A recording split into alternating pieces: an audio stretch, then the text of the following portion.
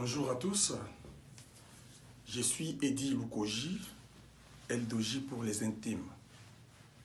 Je vais me prêter à un exercice qui consiste à placer un mot autour de l'événement qui vous réunit tous ce soir. Bien évidemment, le mariage de ma fille, Zirea Lukoji Bubanji, Mwakanda. J'avoue que mes sentiments sont mitigés. Je suis à la fois heureux et triste. Heureux dans la mesure où ma fille m'honore en se mariant légitimement et officiellement, bravant les règles actuelles qui consistent à faire les raccourcis du genre Yakatovanda.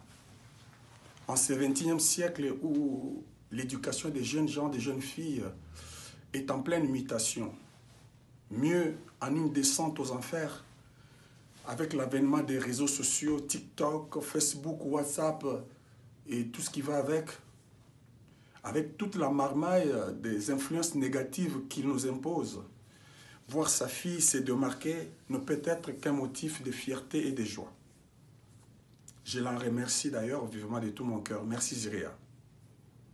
Mais je suis un peu triste dans la mesure où Zirea me prive la possibilité de pouvoir revivre avec elle sous un même toit et du coup de ne plus me délecter de ses humours légendaires.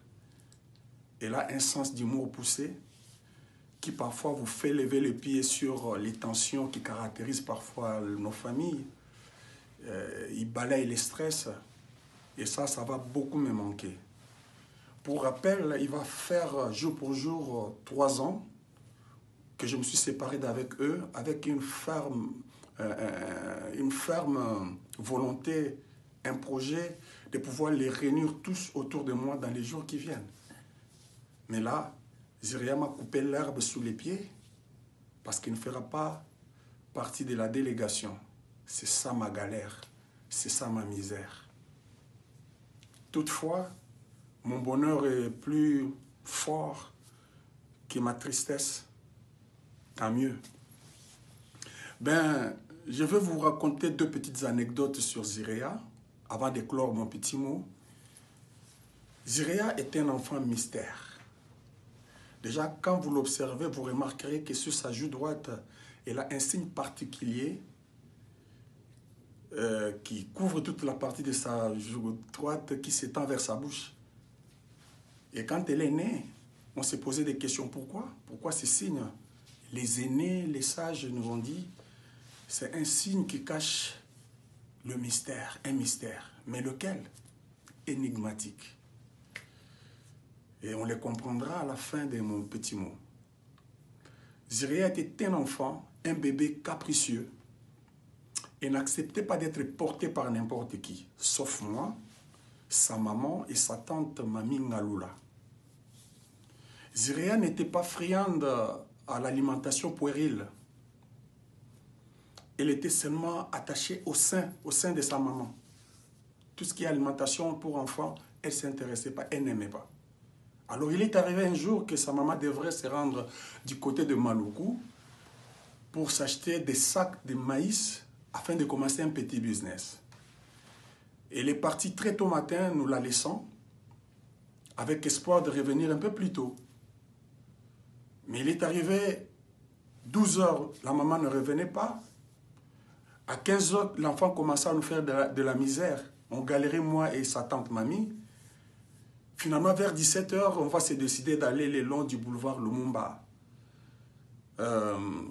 pour attendre là où parquent les véhicules qui viennent de ce côté-là. Et dans la foulée aussi, la distraire avec les passages des véhicules et des gens. Et nous sommes restés là. Tous les véhicules qui venaient parquer là-bas, on avait les yeux rivés sur ça, espérant que sa maman sortirait de l'un de ces véhicules. Malheureusement pour nous, elle n'y sortait pas. Et j'étais très agacé, à la fois en colère et inquiet. Pourquoi? Parce que je me demandais comment elle peut nous faire ça, connaissant bien son bébé capricieux. Elle peut mettre beaucoup de temps comme ça. Pourquoi? Et aussi, j'étais inquiet parce qu'il n'y avait pas de portable. C'était un luxe en ce moment-là. Qu'est-ce qui lui serait arrivé? Je me posais des questions. Et finalement, les véhicules ne venaient plus. Il était 21 h. On devrait quitter cet endroit pour entrer à la maison.